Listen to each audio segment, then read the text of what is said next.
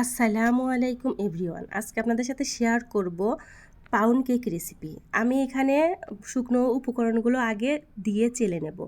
তো এখানে আমি দিয়ে দিচ্ছি 2/3 কাপ ময়দা। 1/3 কাপ দুবার নিলেই 2/3 কাপ হয়ে যাবে। এরপর দিয়ে দিচ্ছি হাফ টিস্পুন বেকিং পাউডার। আমি এখানে বেকিং সোডা ব্যবহার করব না।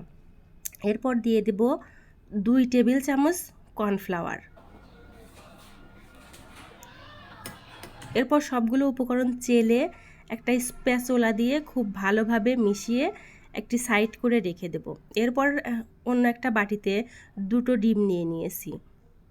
ডিমের সাথে নিয়ে নেব হাফ কাপ চিনি।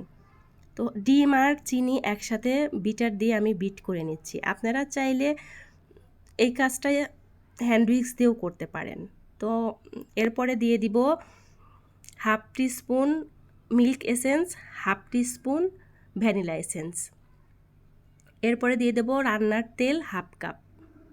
আবার ভালোভাবে মিশিয়ে নিয়ে আগে থেকে চেলে রাখা শুকনো উপকরণগুলো দিয়ে ভালোভাবে মিশিয়ে নিব।